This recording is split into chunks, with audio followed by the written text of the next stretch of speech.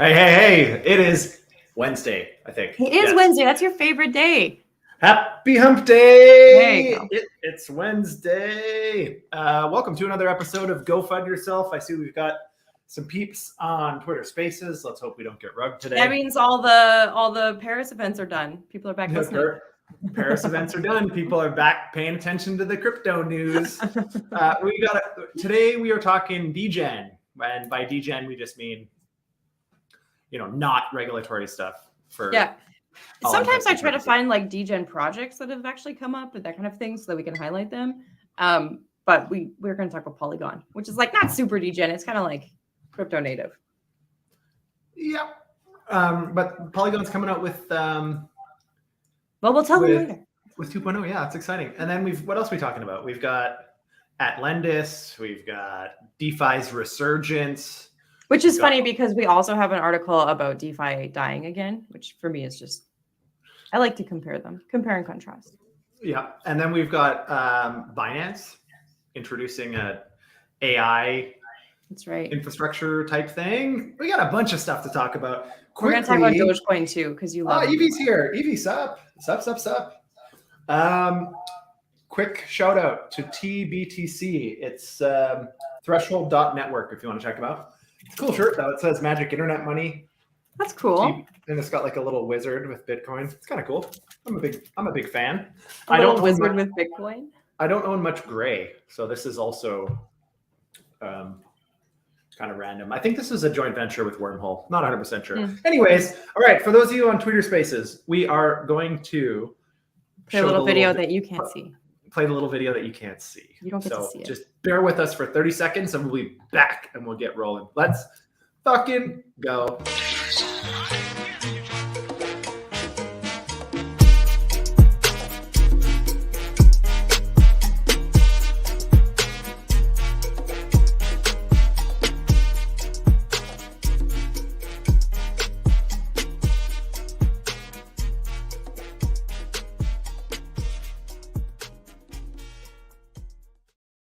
Okay, JD, you ready to talk about Polygon? Wait, welcome back to the show. It's a live show, Monday to Friday. You can tell. 12:30 p.m. Eastern. Nikki, sup? We are on all the channels. Like, share, subscribe, bookmark on Twitter, please. It really helps with our reach. Sometimes our guests ask me like 3 days later if the show is up yet, and I iterate that it's a live stream. And then I wonder if I did a really bad job communicating to them that it was a live stream, and maybe they think that we're going to like make them look better. So maybe we don't. We don't do any post-production. This is natural. This is it. This is what you get. Anyways, okay. Where are we starting? We're going to talk about Polygon. Yep. So Polygon has a new roadmap, which is mostly about governance framework. I guess the reason this would be Degen news is that they're trying to achieve greater decentralization. This is also a really good onboarding tactic, considering that most places are going towards regulation. I bet Polygon is too. But if they can outwardly say we're going towards more decentralization, they're likely to onboard, all the DeFi people who don't love them yet, people who are still stuck on that ethos. But the thing that I thought was super funny in the article, maybe just because I'm in a goofy mood today, is that it said it was inspired by Ethereum's governance models. And I'm like, Ethereum, the inspiration. I don't know why I think that's hilarious, but it's like, yeah, I guess you could just use the success story and base it off that. That makes sense. What Ethereum has done well is they've spent a lot of time engaging community involvement. So they have a lot of developers. Like a lot of Ethereum's updates are not from the core Ethereum devs anymore. Like a lot of it is kind of community sourced and community driven and via governance. And I think that's what Polygon's trying to do. I mean, one of the biggest knocks against Polygon is it's always been called a centralized chain. For the longest time, they only had a couple of sequencers. Bridging was a nightmare. It was completely centralized. The chain was down all the time. But again, to their credit, we talk a lot of smack about Polygon. I do. But at the same time, they were way early on the L2 train. So they really pioneered a lot of technology in terms of scaling solutions and so on. And then, of course, the ZK EVM is rather interesting. It's a good evolution on their existing L2 to compete with the likes of Arbitrum and Optimism. So it's all good. I think this is like a logical next step. Normally, I don't think it's a bad thing. It's just... Well, normally I complain about Polygon. That's for true. a whole host of reasons. I'm not a huge fan. There's been a lot of scams on Polygon. It's really hard for people to get over that. Yeah. The team is incredibly intelligent. The founding team, I've met all of them many times. But one of the biggest knocks on Polygon is they've always been a lot of bark and very little bite. That they've got, they announced super nets, which never really turned into anything that I'm aware of, to try to compete with Avalanche, and they've announced a lot of these kind of. Thought about super nets. Yeah, super nets. Yeah. Anyways, Yeah. what I like about this announcement is it's something tangible. It's something actionable. They're actually going to do something with it. It sounds like relatively soon. So that's good. I think everybody, most protocols have had the last 18 months to really think about, what changes they might make to gain adoption. Man, your poor migraine. Sorry. I'm trying so hard. Kara's got a migraine, so me talking fast and loud is really good for her. It's really nice. So we get a lot of, I'm going to have the really awkward segue here. We get a lot of hype and FUD news right now about DeFi's resurgence versus death. So a lot of people think that DeFi is going to die because of regulation, right? But then other people think that DeFi is going to resurge because now we've had all this time in a bear market to be building. And so is this something for the Polygon thing specifically? Do you think that comes out of trying to compete with that hype FUD cycle? Or do you think this is because they had time to build in a bear market? Or where do you think, are other dApps going to start coming out with stuff now that we're talking about resurgence again? Where do you think this kind of fits the marketplace? Yeah. Resurgence is a bit of a separate topic, but Polygon 2 to me is, I don't think it's just an attempt to change the narrative. I think there's other ways to do that. I think when you have time in a bear market, a lot of the really successful protocols existed already in the last bear. And the cycle before that was a similar circumstance, that, major projects that succeeded during that cycle existed during the previous bear. And what it allows you to do is solicit a lot more feedback. Mm-hmm. And probably the number one biggest complaint about Polygon has been centralization, among many other things. So, this to me is objective. It makes sense. Listen to your users, listen to the people that aren't using you, why they're using Arbitrum and Optimism, which are highly centralized in many ways also. But, they shot their wad they started the big liquidity mining thing on Polygon. They used all their liquidity mining right up front. So, they're trying to be relevant. I like it. I don't mind it. But DeFi's resurgence, I've always found... It's interesting that you think it's different than the resurgence, because to me, unless we're having these sort of iterations with the current players, we won't see a resurgence, right? It'll just be stagnant. Yeah, it's not that they're disconnected. I just meant I don't think Polygon is doing it to shift narrative towards a resurgence. I think they're just doing it as kind of a necessary piece of evolving into the next cycle. So, I've always kind of struggled with this DeFi is dead thing. It makes me think of crypto is dead, which is I can't even count how many times I've heard crypto is dead. And there's a whole website dedicated to rounding that news up and counting it, actually. Yeah, going to zero. Everything's going to zero. DeFi, obviously, it's a new space, right? We're all iterating, trying to figure it out. There was, as we've reported many, many times, there's been a lot of exploits. There's been a lot of unforeseen challenges with a lot of these protocols, but that's emerging technology. I'm not saying it's great. And we're working diligently, we being the space, working diligently to find ways to reduce all those risks over time. So anyways, I think DeFi is making meaningful progress. It's just, we try something new. As an example, DeFi Summer and liquidity mining, that was all the rage. But what we learned through that exercise is that it crushes the token value of the protocols that are emitting so many tokens for liquidity mining.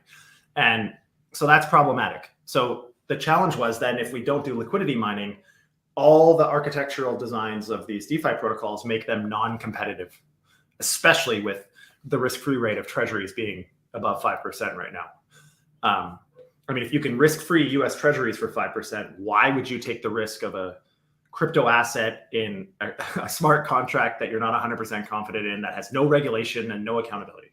So I think the real catalyst for DeFi resurgence, and I use DeFi as a word quite loosely, but I think DeFi's resurgence is actually going to be the catalyst for that will be regulatory clarity. I've been You don't saying think that'll this be like the death of DeFi? No.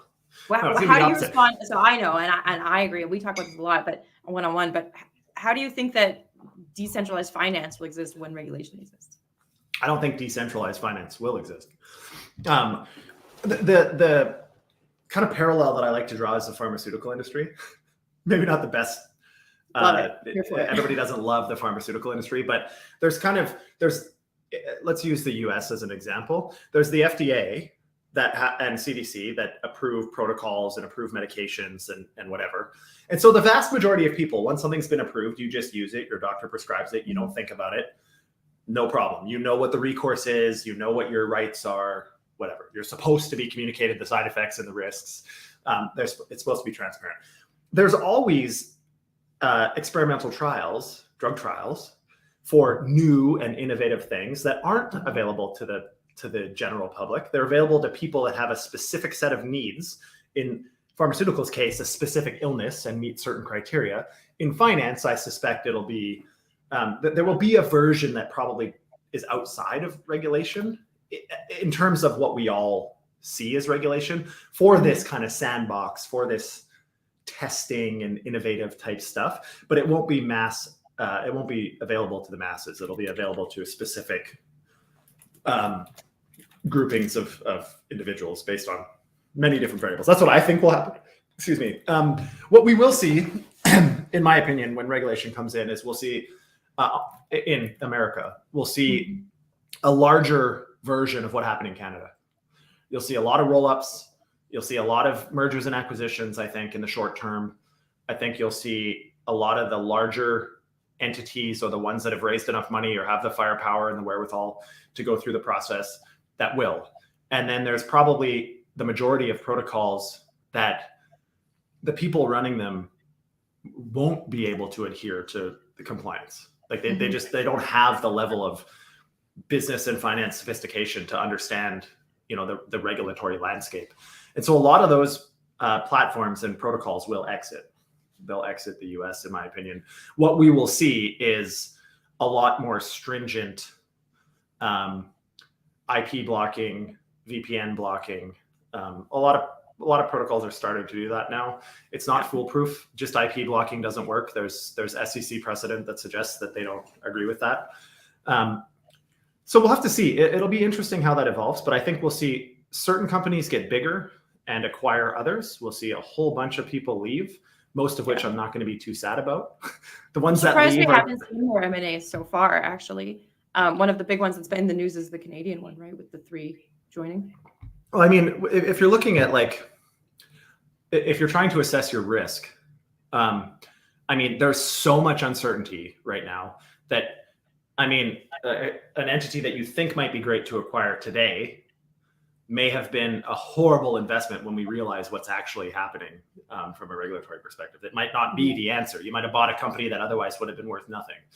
And so I think that's why we're seeing kind of this gun shy, people have identified acquisition targets. I would suspect, we have, and identified some acquisition targets if it's available and if the regulation comes out the way it needs to, and so on and so forth. We're acquiring another entity right now, actually. We're in the process of it to acquire certain regulatory licenses and different things. And so I think there's going to be a lot of that also, because the application process is obnoxious. So acquiring a lot of these kind of dormant assets is going to be a big thing too. And so we'll see. I'm definitely positive on the resurgence of DeFi, because I think finally now with regulation, it opens up a whole new demo of users, A. B, I think it breeds a lot more trust and transparency and accountability, obviously. And the third piece, I think, is it just opens it up to a lot more sophisticated participants coming in and developing and deploying technologies that otherwise wouldn't have, because the risk is too high. So I think all in all, we're in for a doozy in 2024.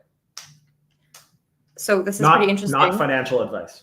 In this vein, it's interesting to watch different DeFi companies come into compliance. So like you talk about, you could acquire something that has already come into compliance. You might get acquired yourself. That's one way to come into compliance and then like maintain management.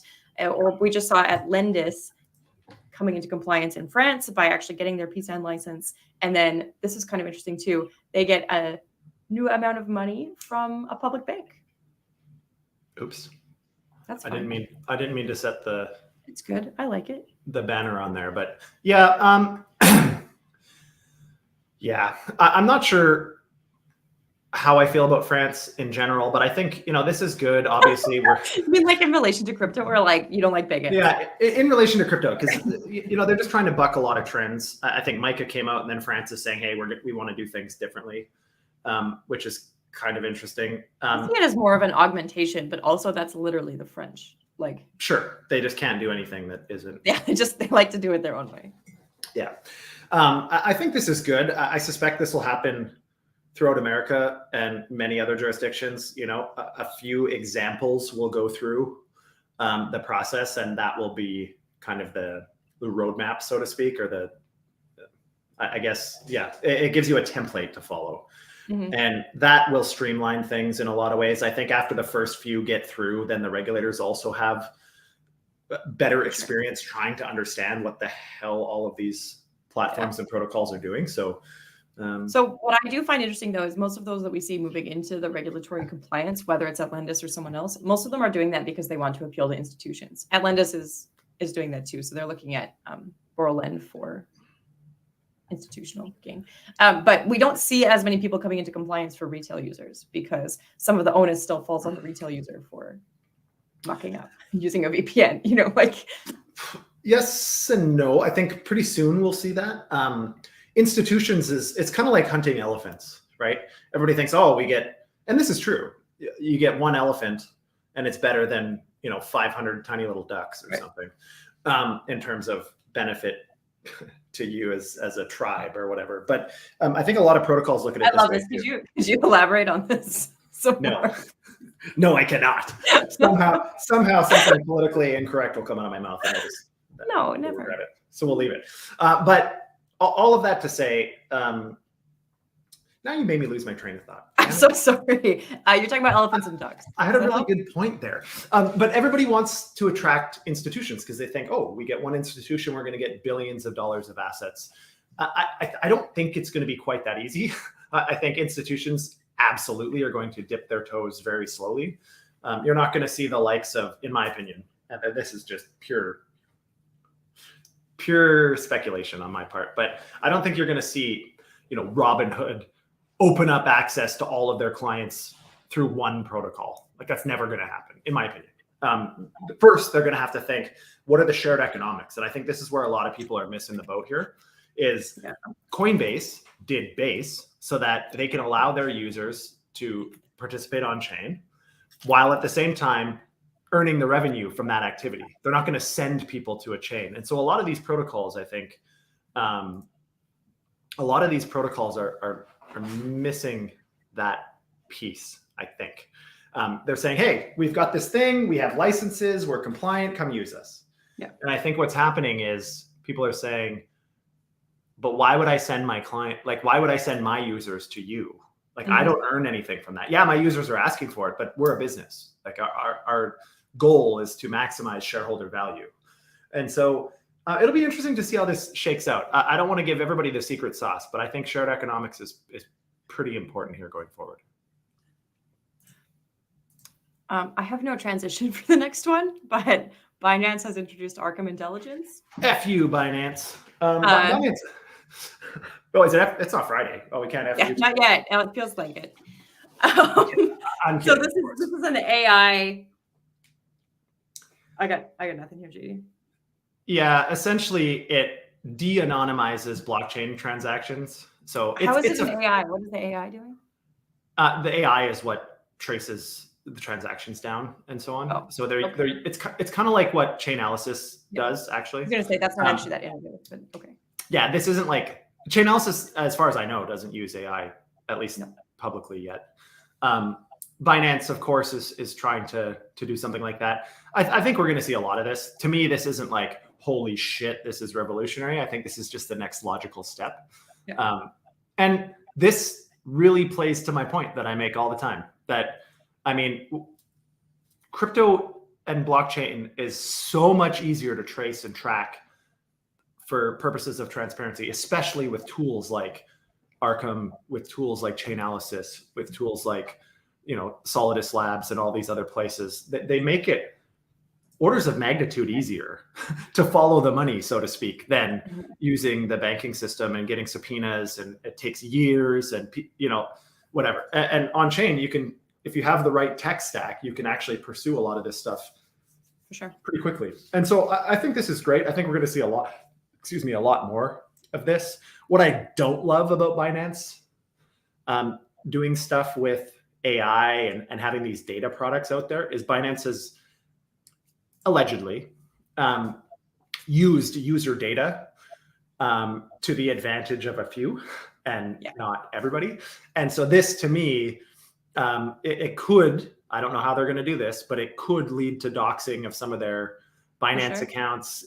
I mean, that's been one of the things that people have, I suppose, fell back on, is that Binance is never going to give your information to the authorities. But we've seen country after country, Binance has said, hey, we have to report to the regulators in these countries. But now I think this is another way for them to potentially monetize their user data. I just completely disagree with it. It's interesting, the monetization that's of their user purpose. data. Like, we have some good examples of people who like Snickerdoodle.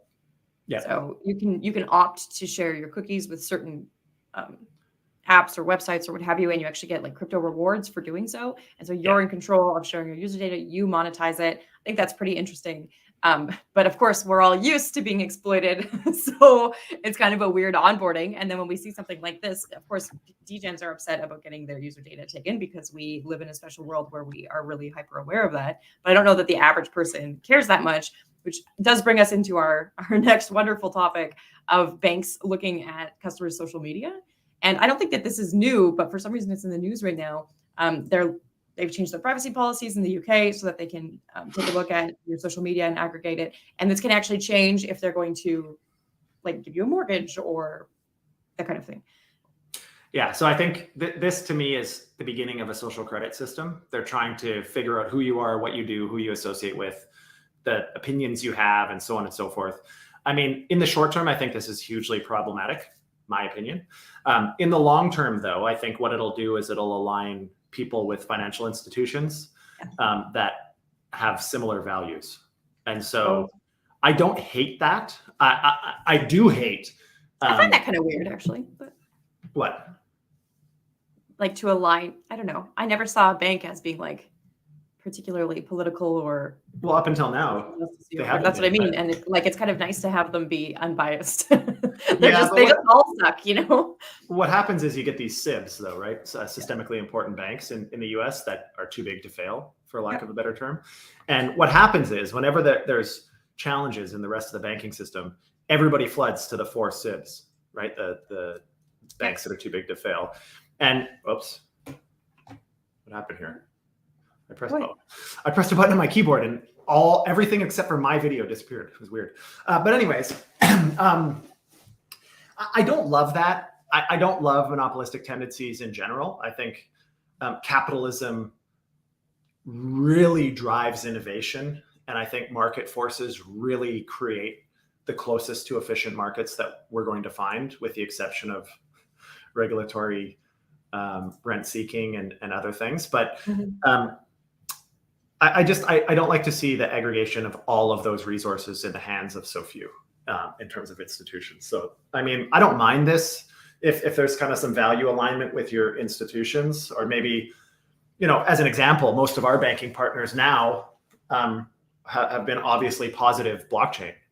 That's the only way we can get banking. So, I mean, and even personally, like my personal bank accounts, I get calls all the time from my personal bank saying, are you buying crypto on behalf of other people? Where is this cash coming from? Yada, yada, yada. Like every time that money comes in and out of my bank account, I get calls and flags and all this other nonsense. It's kind of a pain in the butt. And this is like crypto forward, institutions, right? And they still have a bunch of banking compliance. Anyways, I don't love this. I think user data is important in many ways. Of course, we all kind of care, kind of don't at some point. Yeah. I mean, social media has been using our data to create, personalized experiences forever. And most people actually probably prefer that. I mean, I would rather just see who I follow in order. But that's not the masses. The other thing about blockchain is, I mean, we do have a fundamental right to privacy to a certain extent. And many people's complaints about blockchain is that if I know your wallet address, I, as an individual, not even a regulator, not even the government, not even the IRS or some three-letter agency, I can see everything you're doing if I know your wallet addresses. And if I have some level of sophistication, I can also forensically deduce, who you're connected to, where you're sending money. I don't have time nor an interest in doing that, but it's possible. And I think there's a lot of people that just don't love that as a general rule. So until we have something that confidently helps prevent that, snickerdoodle, or things like that, where you have a lot more sovereignty over your data, or at least a lot more control, and you can revoke permissions to your data if you find that people are doing things weird. I don't know. Anyways, I think this is, again, I hate to use the same phrase as always, but this is a slippery slope in my opinion. It is, but people also think that some crypto nerds think that people are going to leave traditional banking and come to DeFi because the banks are finally using your social media information. I don't know that I believe in that, but that's what some people think. It could be a really good route. That's going to be the catalyst. Yeah, it could be a really good route to onboarding new people into DeFi. I don't know. The other way that people think more users are going to be onboarded into DeFi this week is that via Twitter as X, they may normalize Dogecoin payments. This is Your face. Oh my God. I think that, I'm a huge Elon fan, generally speaking. I like him because he does incredible things that really changes humanity, my opinion. But he does it kind of with a lighthearted, cheeky, fun attitude. Love him or hate him, I believe that's what life's about. You can work hard and accomplish great things, but you should have fun doing it and be playful and whatever. And love him or hate him, I love him, whatever. Doge, I think, and this is just my opinion, I have really no basis for this, but I think it's the biggest troll of all time. I think Elon doesn't own any Doge. And I don't think he has owned much of it. There's a lot of speculation of insider trading and all this other nonsense. I know he held a lot of Bitcoin on Tesla balance sheet, and who knows what he owns personally. But to me, this is just this is just him flexing his ability to manipulate literally vaporware. Dogecoin is there's no advantage to using Dogecoin. I have no idea why it even exists at the market cap that it currently exists at, but it does. And I think this is maybe hilarious. it'll be the primary utility for social media purchases. You don't know. And it might be now. It might be now, thanks to Elon, but I don't think he's doing it for his own personal financial gain. I think he's doing it just to troll and to say, hey, Doge was dead. What we can do. Yeah. I made it not dead. I also saw somebody has X as a Twitter profile yesterday. And what's that? Babylon Bee satire. It wasn't Babylon Bee. It was a different satire site that did it.